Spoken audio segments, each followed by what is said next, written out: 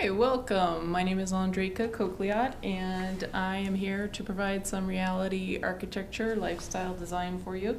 And the goal is for you to invest in you, your happiness, and your future. So, and my goal is for this to be for people who are highly sensitive, and I am creating what I'm calling new rules of power for highly sensitive people. And the goal of this is to find the easiest actions that produce the most valuable, meaningful, and powerful results, and fast. So, and the goal is to learn how to be a hard target. And what I realized today in preparing for this presentation, it's basically how to be an apex predator. And I want to encourage you to stay till the end, where there's a big reveal about where the stealth bullies and predators most commonly lurk. And those with post-traumatic stress disorder or post-traumatic stress response already know the answer to that. But again, this is the Predator Whisperer. My name is Andrika Kokliat, and I am a coach for healthy boundaries for highly sensitive people, survivors of narcissistic abuse, and autoimmune PTSD and PTSR, post-traumatic stress response. You can find me at My Post-Traumatic Growth on YStamp and on Facebook. And please know the information here is for informational purposes, entertainment purposes. And if you're ill or struggling, you need to find a trusted care provider to help you. So first of all, I want to welcome you. We are blessed you are here. And there's going to be a quiz at the end of this presentation. It's going to be about 30 minutes. So I want to encourage you to get whatever you need, pen, your journal, or your diary, a cup of tea, take a quick bathroom break, or even, maybe if there's a technical glitch, just be patient with me, just like you've seen right now. So I ask pardon for any technical problems that may occur. So who is Andrika? I have done a variety of classes and workshops over the past 20 years, and I've been told that I've given one of the best classes, that I make a big difference, I'm inspiring, an excellent instructor, outstanding and supportive. I have a variety of credentials. I'm a certified iridologist, a feng shui practitioner, fermentationist, a body worker, and I was one of the 200 people in Chris Kresser's launch of his beta testing of his Adapt Academy. I also have a clairvoyant certification and am a minister through the Church of Natural Grace. And I also host the Functional Forum here in Missoula every month. So feel free to find me on the internet through My Post-Traumatic Growth on Facebook or the landing page. Send me your email and I can notify you when my next Functional Forum is, when my future workshops will be, and when my next show on MCAT will be. So I have been listening to a lot of literature, and something kind of gelled for me. I was listening to audiobooks about Plato, Orwell's 1984, and right now I'm listening to an audio version of Bleak House by Charles Dickens. And I'm realizing we're living in a dystopia. And something that validates this is a very well-renowned post-traumatic stress disorder therapist, Peter Levine, says trauma is commonplace. So what is the purpose of the Predator Whisperer? The goal is to turn weaknesses and adversity into power and value, to finding meaning and empowerment. So the goal of the next 25 minutes is going to be brainstorming, solution focused, realistic, and ultimately to replace people pleasing with representing your own interests. And so I want to talk about real estate. Our human bodies are actual real estate, and there's big industries, growth industries that are based on that are depending on us being sick.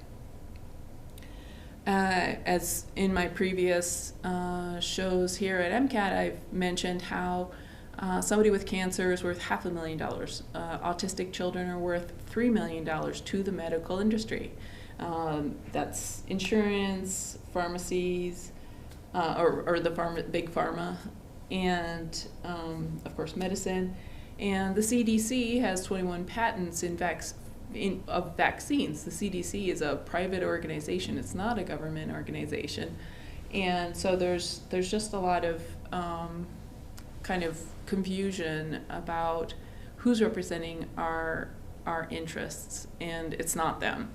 And so my goal here is to encourage people to become informed, to name what's going on, and to make the choices that they want for their health. And and there was an interesting concept that I read in a book where some big oil company, some big petroleum company was tired of paying $1 million for what was called a no-dumb drill. Or dumb drills, and so they would spend $1 million drilling for oil, and there'd be no oil, and so they were tired of wasting that much money. It was just a common thing in the industry that they would waste millions of dollars until they had one strike. And so that is my goal for all those that are watching and following my work, is that we can be this healthy person that doesn't have to be a casualty, that we don't have to spend $1 million to recover our health. Like health is our only option, and that is what I'm trying to promote, is that health is the option. We are meant to be healthy, and it seems to me, kind of back to the dystopia thing, we are being programmed to accept Alzheimer's, diabetes, obesity, cancer, autism. We're being brainwashed to accept that as the norm. And that is dis-ease, that is dysbiosis, it's imbalance. Humans are supposed to be healthy, and I want to encourage people to expect that, demand it, and own it. So, what might be your goals, like soul nourishing goals for yourself? Do you want to feel safer, more confident, have more energy, have more healthy habits, behaviors, handle stress better? And so I have the word key real estate here, and I went to a real estate talk, and one of the takeaways that I found most valuable is what this person said was, the most valuable real estate is the 4 inches between our ears. So our brain, our mind, is our most valuable real estate. And so I'm going to come back to that. So for those who kind of lose their sovereignty, lose control of that real estate, and it's basically it's almost like a concept. I mean, our body is the reality, and yet, your personality, your soul is this ineffable, intangible thing. However, it's true. I mean, it's there. It's you. I mean, that your self is not just the molecules of your cells, or at least some people would. So my observation in my research is that people who are more likely to have prolonged untreated PTSD or PTSR, post-traumatic stress response tend to be people without options, without access to economic freedom, basically. So for those who have PTSR, and I want to explain. So PTSR, post-traumatic stress response, is just what it describes. When somebody is put in a situation beyond their capacity to cope, they have a response. They are responding to trauma. And that is not a defect of their character or their biology. If you did a placebo-controlled, double-blind, peer-reviewed study about that, which that Stanford test is called the Lucifer complex or something like that. That was an example. You put anybody in a horrible traumatic situation, and the people in power become malignant, toxic, evil, demonic beings, and the victims become victimized and traumatized. So, so my point is, though, that people without options tend to sustain post-traumatic injury, post-traumatic stress response, and chronic disease often can follow. And of course, I'm painting in broad strokes. This is just my observation, and I'm presenting this information to anybody who might find it helpful. So what are the effects of strain? So once in a while, an average person, sometimes things get a bit much and you find yourself with headaches, or you're clenching your teeth, or your sleep is disrupted, or your digestion's disrupted, or you're not eating right, you're eating too much or too little, or you're just feeling a lot of muscle tension all the time, or you're having infections, you get sick a lot, or you're interacting with people gets off, you're not socializing, or maybe even you're being manic. So that, so everybody experiences some strain, and however, when it becomes a way of life, that is an issue. So why bother learning about the predator whisperer, or why bother being informed about this?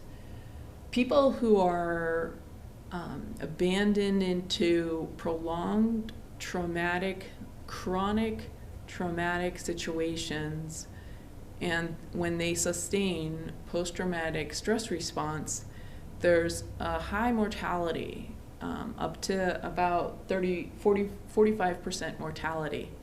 And so when somebody is driven to early death, the leading up to that point, there's economic effects in their lives, and it also affects their family. It hinders their immediate family, and it also hinders their community. Whenever anybody is depleted and distressed, that takes a toll.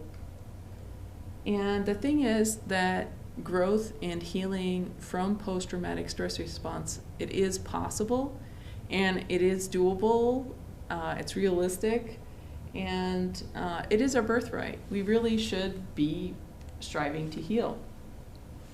So for those who may see themselves as possible experiencing this, do you feel that you're anxious, sick and tired, in a lot of pain, disrupted sleep, feel overwhelmed or confused, can't think clearly, self-doubt, low self-confidence, low self-esteem?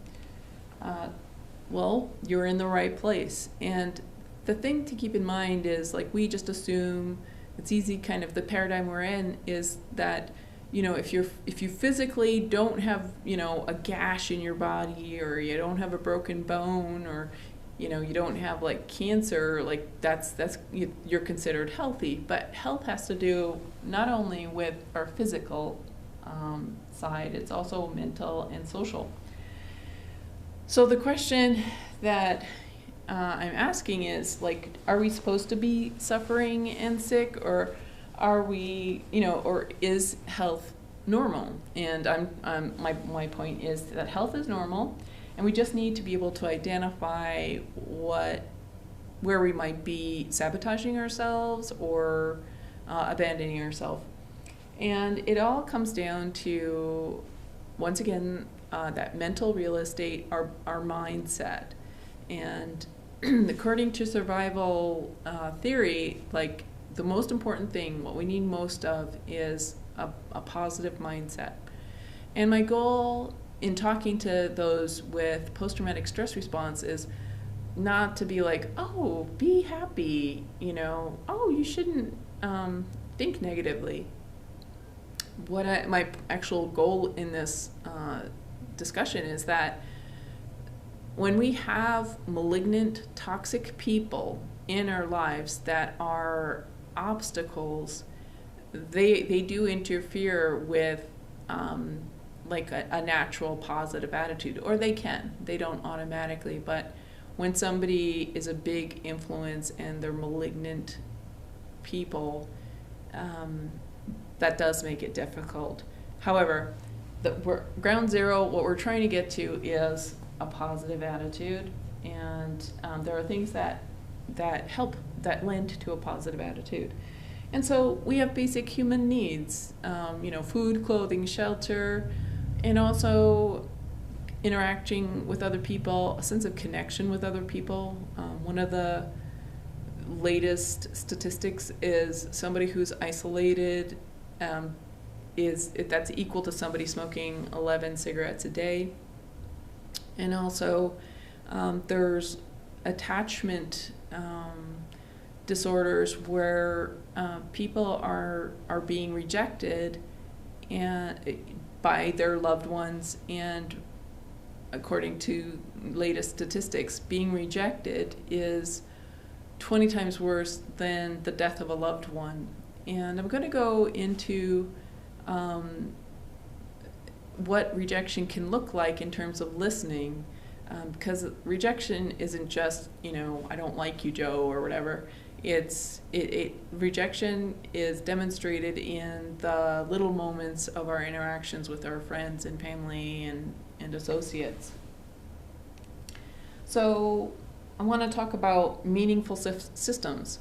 And meaning is something I want to distinguish, because I was reading the book Power versus Force by, I forget, last name is Hawkins, and he was saying how power is meaningful. Power sustains, power nourishes. We get our electrical outlets, we get power from our outlet. We don't get force from our outlet. Who uses force? What is force? And I think that's a really interesting subliminal thing to explore. So anyways, back to meaningful systems. It has to do with communication, which allows for connection. We need to be able to express feelings and to feel encouraged to express our natural feelings. Also, that there's explicit rules. And this actually connects to game theory, maybe not game theory, but gamification. The reason why video games are so popular is because there's explicit rules, there's rewarding feedback, there's choice, there's freedom, and there's clear attainment of goals.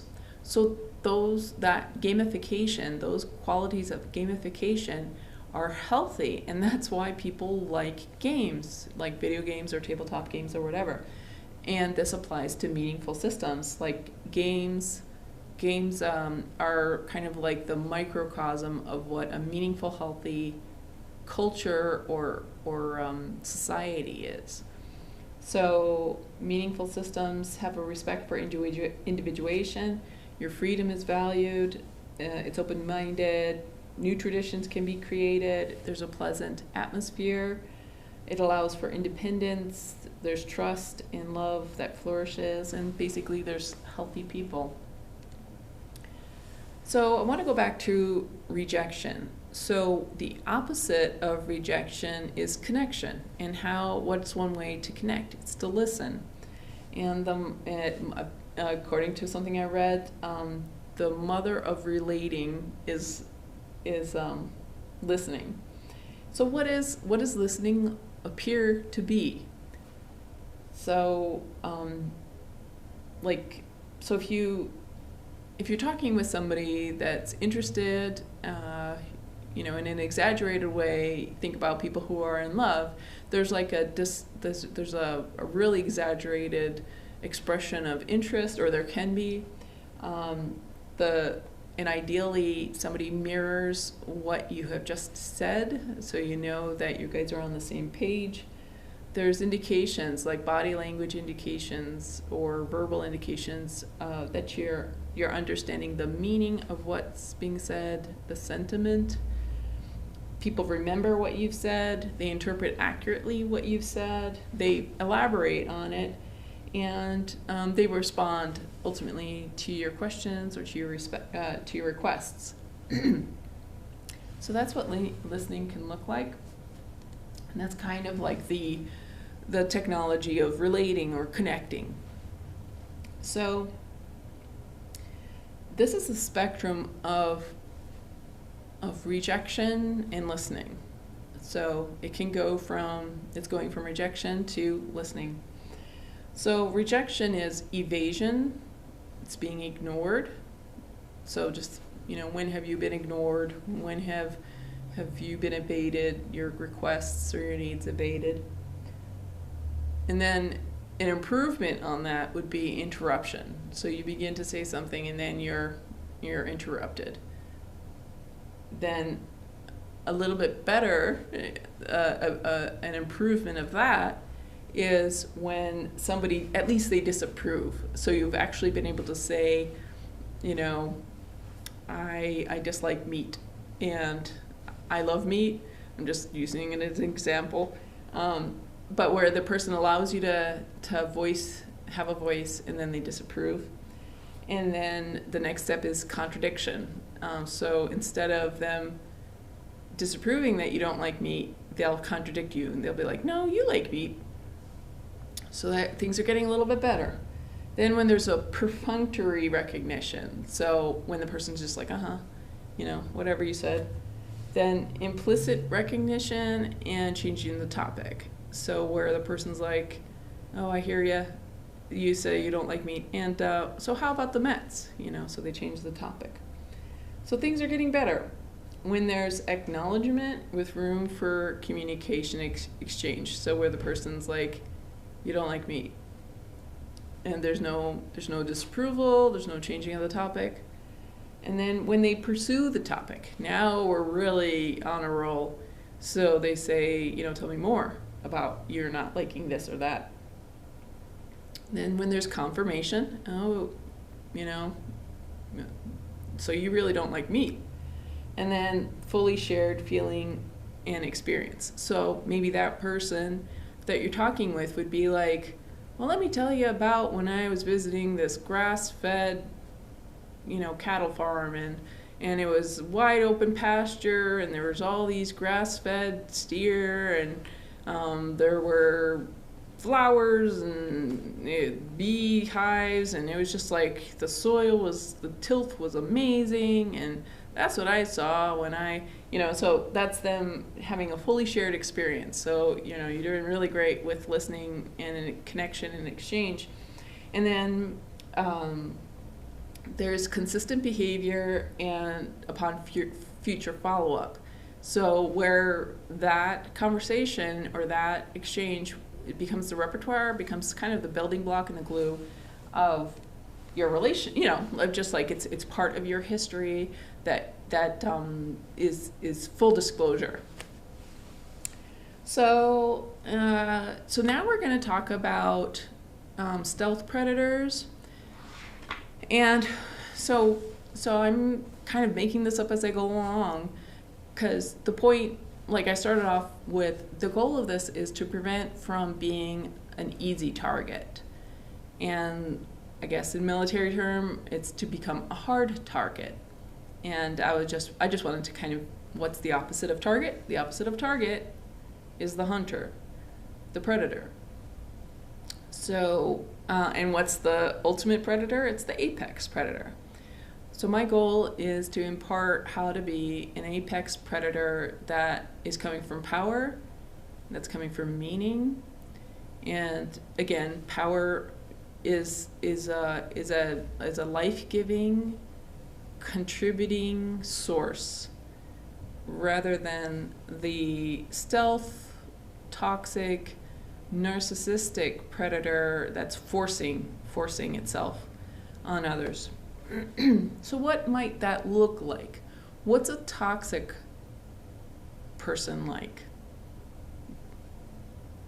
When has anybody ever been toxic or malignant, kind of made you sick, or made you kind of feel a little or very disturbed? You come home from work or come home, or all you talk about is this distressing person or this distressing event on your personal time, when you're supposed to be relaxing, when you're supposed to be like enjoying your family or your friends. Instead, you're talking about this horrible person. So, and when does that happen? Think about when that's happened to you.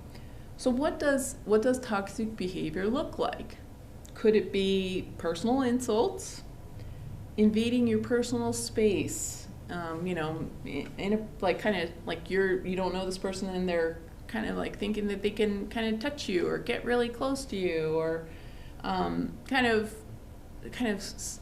underhanded, kind of sneaky status slaps, like make little kind of jabby comments, facial expressions, disapproval with something that you're working on. Maybe you haven't mastered it. Kind of shaming you in public, making snide comments or rude comments, or talking about you even maybe behind your back, rude interruptions, threats, intimidation, sarcastic, passive insults, treating you as if you were invisible, dirty looks, two-faced attacks.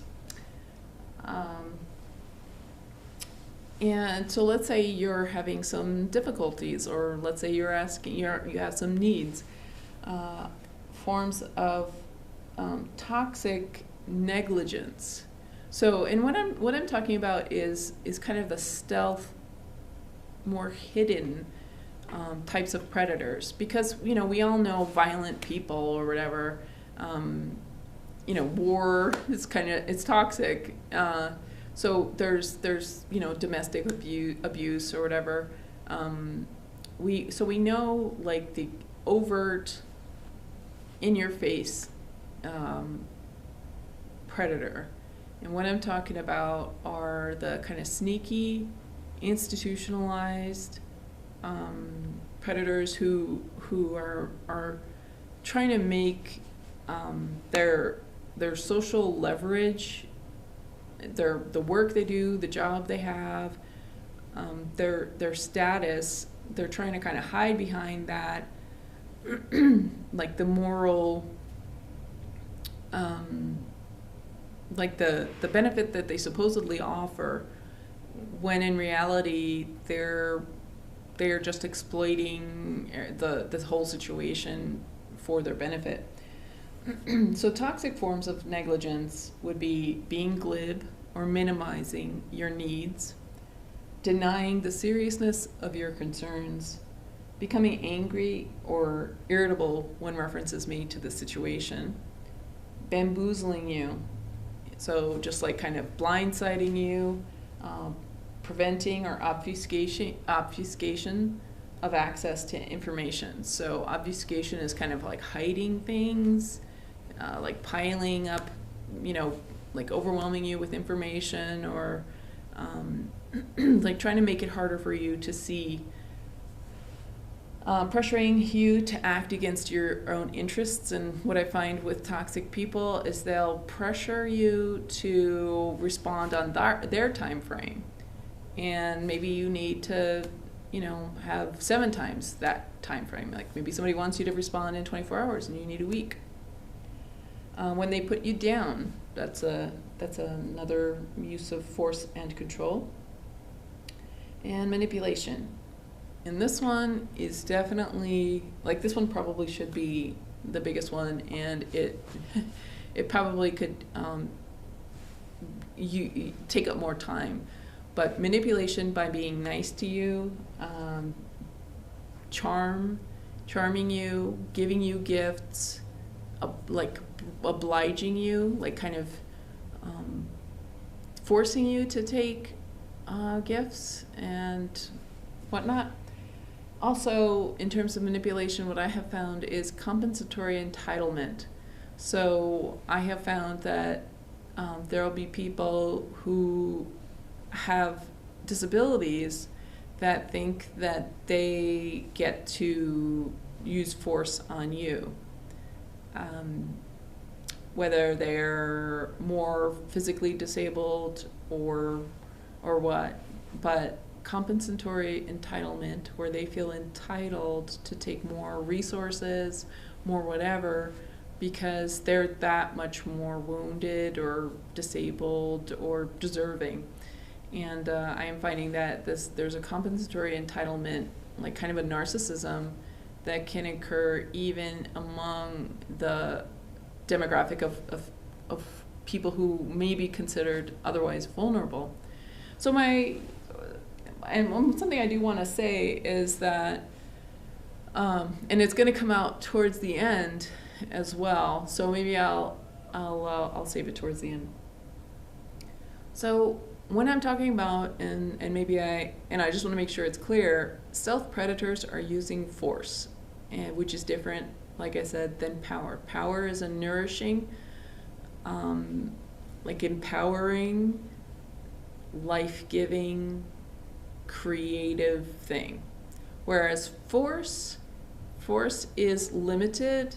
It's got like inertia in it, and force is parasitic, or force is violent, as we know, and it fails to be creative. It fails to be soul nourishing, despite what one of our favorite movies. I suggest you do some looking at it. So predators are operating out of meaninglessness when they are in using force, because force is this limited kind of mechanical and uninspired. Force is uninspired. Force fails to be creative. And when one is operating out of meaninglessness, that means that, so these toxic people are unable to be creative themselves. They're unable to contribute to society outside of this paradigm of force. And the problem, while they may think that they're just being a helpful cog in the machine, is that the malignant narcissist, the stealth predator, is operating with their own interests at heart. And when somebody is being selfish and only about expediency rather than the human souls that are coming to them for help, that is a problem. And unfortunately, not only are they focusing on expediency and their convenience, there are some malignant narcissists, and maybe many or all, that are enjoying the misery and suffering that they are causing. They feed off of it. And they feed off of the suffering of others because they are unable, they are devoid of power. They are devoid of the creative source. They are operating only out of force, which is like an external identify. You know, they're trying to get something from outside of themselves because they haven't cultivated meaning within themselves. So trauma, betrayal, trauma. So there's situations where people have been traumatized, a war happens, or a tsunami, or somebody dies. So there's that kind of one-time deal, and then there's chronic trauma, described just like prolonged abuse, and then there's betrayal trauma, which makes it's more complex. Like there's also the term complex PTSD. So betrayal trauma is when the trusted agents of the public good exacerbate the person's trauma. So let's say there's an accident or a crime, violent crime, and either the EMT or the police officer or the doctor or the priest or whatever, they traumatize the person. They do all the things that I described before. They ignore, they minimize, they insult the person who's come to them for help. So that's betrayal trauma, and that makes the post-traumatic stress response that much more complicated. And the grieving process then can become complicated grief. And before we go into that, I just want to, I want to do the reveal of who the stealth predators are. So we know who the obvious stealth predator is, like we were saying, sorry about my little technical glitch here. I'm just going to stick with that. So we know obvious people who are doing obvious violence, but then there's the folks that like security, that like an easy job, that like to control, that like vulnerable targets, that like those who will never speak back, that will never talk back, those who have low self-esteem. So there are people who like that kind of control, that like to master, to think that they're the master of people's lives, that they know better than these vulnerable people do. And there are people who like to cause other people's misery, that like to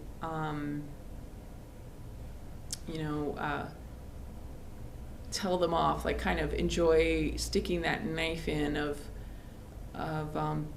disappointment, frequently disappoint you, drop the ball, like fail to be reliable to you, and with impunity, lacking any conscience.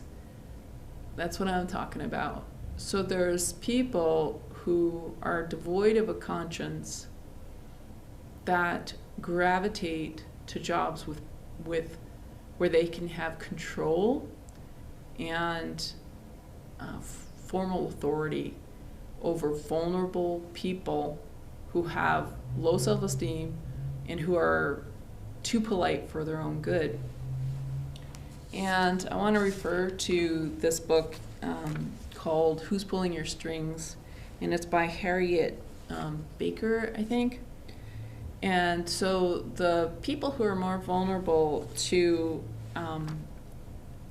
this situation are people who are afraid of negative emotions in themselves. They're also afraid of triggering a negative emotion in others.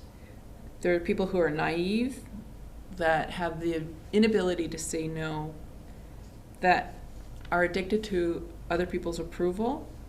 They have low self-esteem, and we are also practicing self-deception, because we're thinking, oh, we should be nice people rather than mature adults. and I do think like that's why I kind of like the idea of being an apex predator, because normally I would never think of myself as a predator, but I want to be a hard target, and so I want to be a powerful predator rather than a predator force. And further, her book says that there's self-destructive consciousness. So people who have a tendency to be victims maybe kind of have a self-destructive approach to themselves. They're externally identified, approval-seeking, and they can isolate themselves. They can rationalize, oh, well, that person has a right to be mean to me, or they can rationalize, it's too much trouble. We can also be emotionally immature. We just may need to practice going outside of our comfort zone. We may be too altruistic, and again, that may be a question of our motives. Maybe we're being like too, like we're thinking being spiritual is more worth it than our practical physical well-being, and does that really help? To like compromise our everything, for our spirituality. I mean, I can understand on some levels, but anyways, loneliness can be a factor of why we will compromise ourselves, why we abandon ourselves, and also we can be too impressionable. So those are her lists. I do think there's biological components as well. So anyways, the trustworthy agents of the public good can be a very likely place for stealth predators to exist. So there is post-traumatic growth, and it really is about finding meaning in the trauma and being able to reframe yourself of what you learned, and rebuild yourself and redefine yourself as well. And again, so that game mentality, to gamify things, it has to do with a clear goal, clear rules, where there's meaningful feedback, and where there's voluntary participation, there's freedom, and where there's consent, mutual consent, which is, it's the opposite of a toxic relationship. So I want to do a quick quiz. So you have your journal and your pen, and hopefully you're seated comfortably. What are the 3 things you want to take away from this? Like off the top of my head, I do think our real estate inside our head is really valuable. That was your mind, the 4 inches between your ears is highly valuable. Also, that your biology, your body, is real estate. It's regarded as real estate by the AMA, the FDA, the CDC. They depend on you being sick. You make them money when you have Alzheimer's, when you have autism, or your kid has autism. I mean, it's like $3 million. It's a lucrative industry. And there are people who do think that they are entitled, like that that people being sick is some type of sacrifice, like some valid sacrifice. People with Alzheimer's or Parkinson's. So your being sick is something that that medicine, pharmacy, the big pharma, farming, agriculture, they are aiming for you to be ill, because you're preoccupied, you're compliant, you make them money, you die early, they get money they get to cash in on a trust when you die. So it really all works for them. And I want to encourage people to be a rebel and to be healthy. It is your birthright, and it is possible to be healthy.